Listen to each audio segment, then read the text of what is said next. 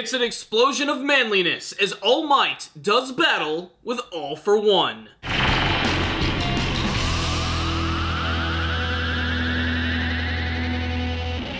This episode of My Hero Academia was absolutely bonkers. All for One has finally revealed his powers, which is to say, he has a lot of powers. His quirk allows him to have as many quirks as possible and to pass them on to other people. And because of that, he can create a lot of ridiculous combinations, which effectively makes him invincible. It makes perfect sense why Deku and his friends are shitting their pants over the prospect of trying to save Katsuki Bakugo from All for One. They will get squashed like flies. However, our young heroes are lucky as All Might makes his way to the battlefield and we finally get what we've all been wanting to see.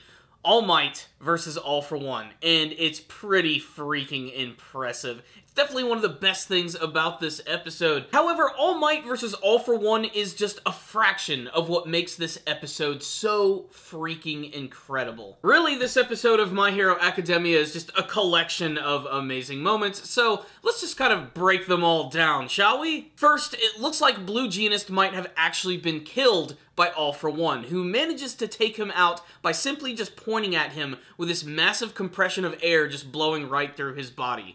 Oh, and by the way, I call Best Genist Blue Genist because it's sort of my inside joke. Even though he was soundly defeated, that moment with Blue Genist actually utilizing his clothing quirk was really impressive. He's actually the one who actually ended up saving all of the other heroes, making sure they got out of the way of All for One's attack, and he pretty much took the brunt of all of it. And then, of course, his big final attack with his clothing just reaching out towards All for One was really impressive and pretty horrifying, but seeing that character get killed so easily like that was basically the first demonstration that, yeah, you don't want to fuck with All for One.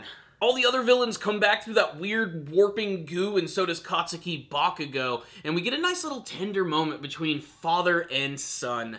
All for One has no problem with the fact that Tomura Shigaraki has completely failed on every single occasion. He's just gonna let him keep on doing it again until he gets it right. He's prepping him for something. I'm not quite sure what that something is going to be. My personal theory is that All for One's body has been destroyed so much that he's looking for a new one, and maybe he's using Tomura's. Although, why would he even try to use his body? I mean, this guy's so completely frail and just, you can knock him over just by blowing at him. It's weird. I don't know. It's strange. The complex relationship between these two characters is definitely going to come to a head very soon, especially with a big revelation at the end of this episode, but we'll get to that momentarily. The best thing is All Might shows up and causes all sorts of destruction, utilizing a lot of his classic techniques, and showing that even though he is incredibly powerful and the #1 hero, All for One actually has the ability to stand against him and might even be more powerful in many senses. I mean, All for Might pretty much throws everything at him, but All for One just manages to go against it with all of his unique abilities, which, like I said, he can combine multiple abilities to make them do unique things, but he also has this really unique ability where he can quite literally take control of someone's body and forcibly make them use their quirk. This is actually how he's able to get the other League of Villain members to escape by utilizing Kurogiri's body and creating a big warp,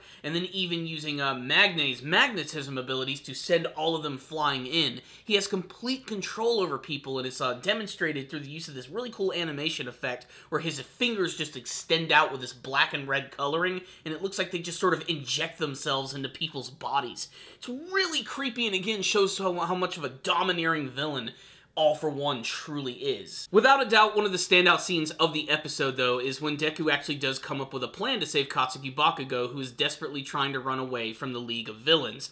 They can't get too close because they don't want to get completely destroyed by All Might and All for One's battle, and they realize, too, that they can't necessarily get into a battle lest they risk getting in trouble again. So that's when Deku comes up with an amazing plan where basically he uses his power with Tenya Iida's to propel themselves forward with Kirishima, who's going to harden his body and fly forward through the wall. And they're going to go up into the air, they're going to jump off Todoroki's ice. Did all of that sound really confusing? Good. It's okay. It really doesn't matter. The main point of this plan is that Kirishima is the one who's going to be most important, because he's formed such a strong bond with Katsuki Bakugo. So as they're flying around in the air, Kirishima screams for Katsuki Bakugo, who propels himself upward, jumping over buildings in a sequence which is so buttery and amazing that it just, Oh, seriously, every season of My Hero Academia, there's just like one standout action sequence which just is a cut above the rest. And this season so far is sort of breaking that trend because almost every single action episode has been amazing, and this was just a great demonstration of what this animation team is fully capable of with these amazingly colorful and awesome characters. So Katsuki Bakugo grabs a ride with them, they're flying across the city, freaking Magnate tries to propel Mr. Compress upwards, but Mount Lady actually grows real giant and ends up getting him smacked right in her face, which not only knocks her out, but defeats Mr. Compress as well.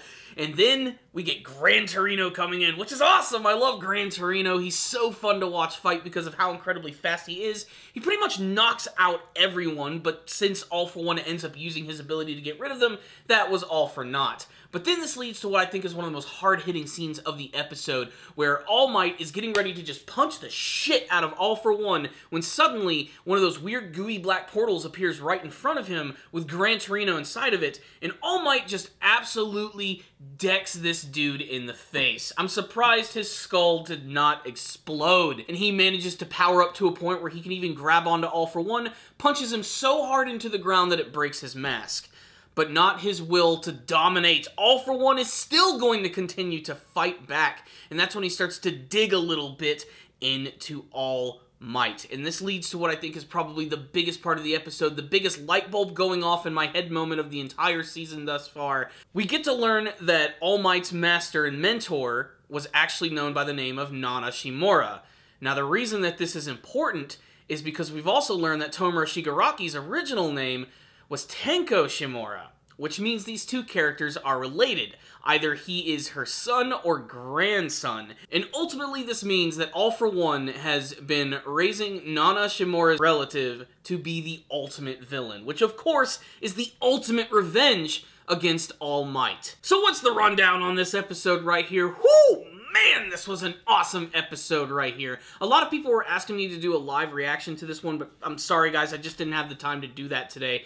But I was really glad that I got to watch this episode because, wow, what an amazing experience right here. The first formal introduction of All For One was perfect. They've painted him as the absolute perfect villain for the series. He's the perfect foil for All Might. Also, it's amazing to me that this episode had so much content in it, and it just flew by in an instant. I really think that's the sign of a good episode, is that it sucks you in so much you completely lose track of time. This is just a collection of some really amazing moments from all of these characters, and each one of them is either awe-inspiring, scary, or just really fun to look at. The fighting choreography in this series has always been really great, especially when you get to see the raw destruction that's actually caused in this battle. There's a great shot where you get to see outside of the city just everything that's being destroyed, like entire city blocks, with All Might skidding across and flying into buildings and everything. All For One is truly terrifying in every single way. Also, the fact that he has a mask that completely obscures his face makes him all the more terrifying.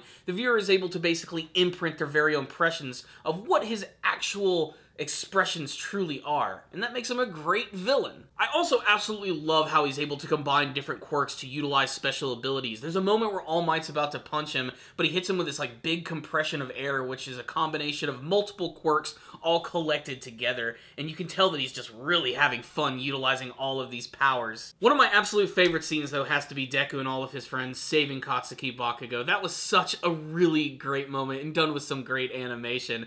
I especially loved that it made Kirishima a lot more important in the grand scheme of the series.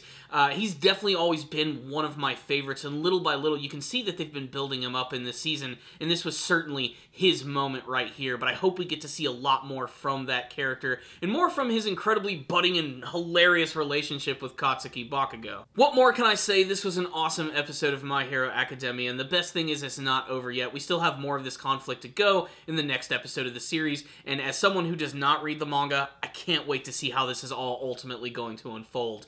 This one right here, though, was really great, done with a lot of gusto, and you can definitely tell that the animation team really cares about this project right here. So I'm going to give this episode a 5 out of 5. I friggin' loved it. I'd love to get your thoughts about it, though. If any of you guys did watch the episode, tell me your thoughts in the comments section below. Let's start a discussion and tell me what you hope to see from the rest of this season of My Hero Academia. Thank you guys for watching this review. I'll see you guys next time, and as always, stay down there, baby.